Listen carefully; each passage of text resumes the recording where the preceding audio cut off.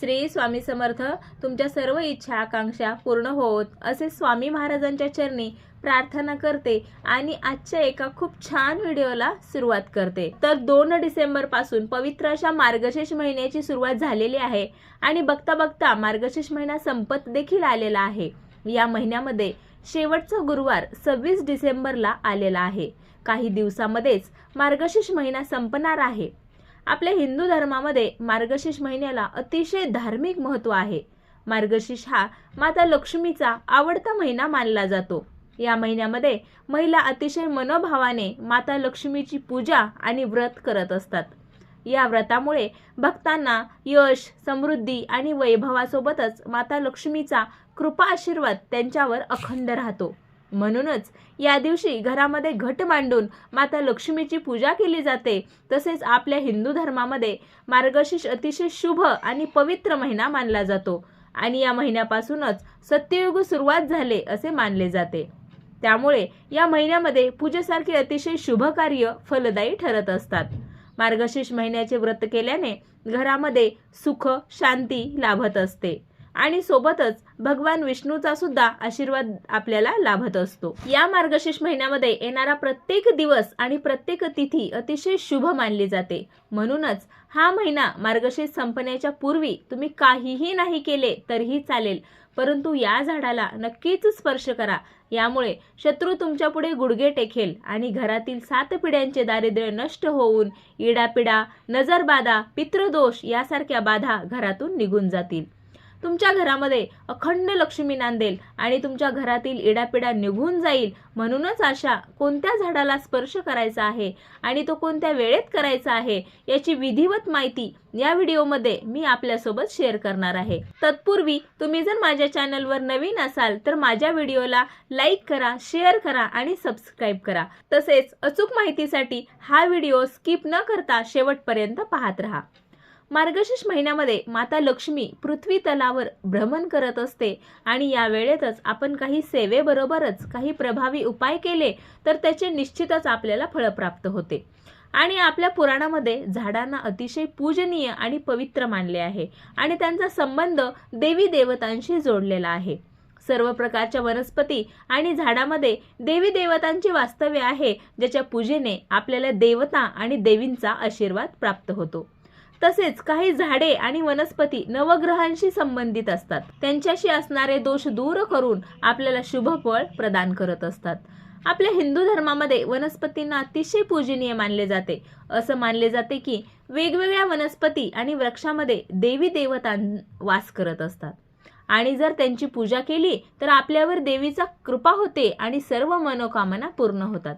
आपल्या प्रत्येकाच्या मनामध्ये काही ना काही इच्छा असते आणि ही इच्छा पूर्ण करण्यासाठी प्रत्येक जण मेहनत आणि कष्ट करत असतो आणि जीवनामध्ये वेगवेगळ्या प्रकारच्या तडजोडी आपण करत असतो. आपण प्रयत्न करतो पण प्रत्येक कामामध्ये आपल्याला यश मिळत नाही आणि आपल्या इच्छा आकांक्षा अपूर्ण राहतात. आपण नेहमीच म्हणतो की माझं नशीबच चांगलं नाही, किती प्रयत्न केले तरी मला यश मिळत नाही. आपण सारखे नशिबाला दोष देत असतो.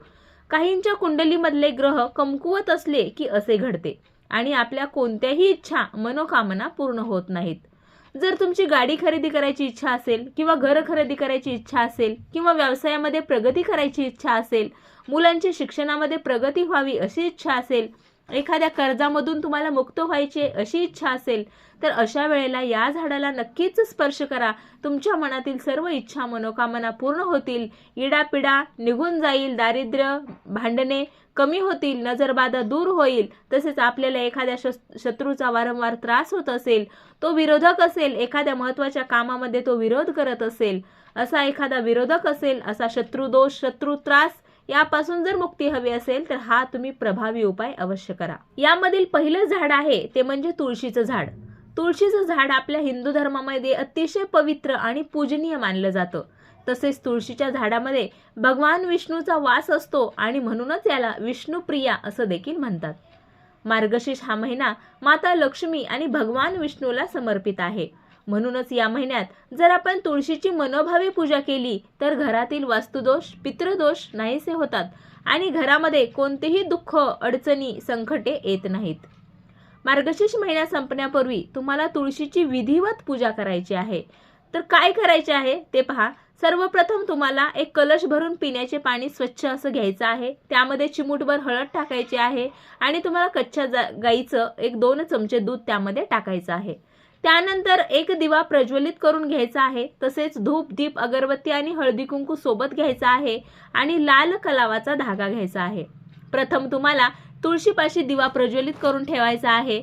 त्यानंतर धूप, दीप, अगरबत्ती लावून तुळशीची तुम्हाला छान अशी विधिवत पूजा करून घ्यायची आहे. आणि ही पूजा करताना तुम्हाला ओम नमो भगवते वासुदेवाय नमः, ओम नमो भगवते वासुदेवाय नमः या मंत्राचा जप करायचा आहे. तुम्हाला ते जल तुळशी मातेला अर्पण करायचे आहे आणि यानंतर तो लाल कलावाचा धागा हातामध्ये घेऊन तुळशी मातेच्या फांदीला 3 वेळेस गुंडाळून घ्यायचा आहे.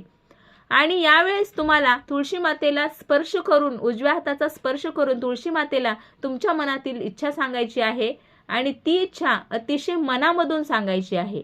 जो कोणी व्यक्ती मार्गशीर्ष महिन्यामध्ये हा उपाय करेल त्याच्या सर्व मनोकामना आणि इच्छा पूर्ण होतील. यानंतर दुसरं झाड आहे ते म्हणजे पिंपळाचं झाड. पिंपळाच्या झाडाला साक्षात भगवान श्रीहरी विष्णूचे रूप मानले जाते. या झाडाच्या पानामध्ये साक्षात माता लक्ष्मी वास करते. हिंदू धर्मामध्ये या वृक्षाला महत्त्व आहे. त्यामुळे मार्गशीर्ष हा महिना संपण्यापूर्वी तुम्हाला काय करायचे आहे पहा. एक तांब्याचा कलश भरून पाणी घ्यायचं आहे. या कलशामध्ये थोडेसे पांढरे अखंड तांदूळ तुम्हाला टाकायचे आहेत. त्यानंतर थोडासा गूळ त्यामध्ये तुम्हाला टाकायचा आहे आणि मोहरीच्या तेलाचा दिवा तुम्हाला प्रज्वलित करून घ्यायचा आहे. यानंतर हळदी, कुंकू आणि अक्षता घेऊन तुम्हाला पिंपळाच्या वृक्षापाशी जायचं आहे. तिथे गेल्यानंतर हा दिवा प्रज्वलित करून पिंपळाच्या झाडाच्या जवळ ठेवायचा आहे. हळदी, कुंकू, अक्षता अर्पण करून पिंपळाला ते आपण जे जल घेऊन गेलो ते जल अर्पण करायचं आहे. यानंतर तुम्हाला या पिंपळ वृक्षाला 11 प्रदक्षिणा घालायच्या आहेत. प्रदक्षिणा घालत असताना तुम्हाला ओम नमो भगवते वासुदेवाय नमः, ओम नमो भगवते वासुदेवाय नमः या मंत्राचा जप करायचा आहे. आणि उजव्या हाताने या झाडाला स्पर्श करून तुम्हाला तुमच्या मनातील इच्छा व्यक्त करायची आहे.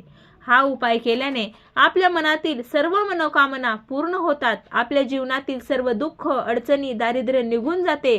दुःख, संकट, अडचणी नष्ट होतात आणि म्हणूनच हा उपाय तुम्ही अवश्य करा. यानंतर पुढचे झाड आहे ते म्हणजे केळीचे झाड. आपल्या हिंदू धर्मामध्ये केळीचे झाड भगवान विष्णू आणि गुरुदेव बृहस्पती यांच्याशी संबंधित आहे. मार्गशीर्ष महिन्यात या झाडाची विधिवत पूजा केल्याने देवी देवतांचा आशीर्वाद प्राप्त होतो आणि तुमच्या वैवाहिक जीवनातील अडथळे दूर होतात. आणि म्हणूनच हा मार्गशीर्ष महिना संपण्याच्या पूर्वी तुम्हाला एकदा तरी या झाडाची पूजा नक्कीच करायची आहे.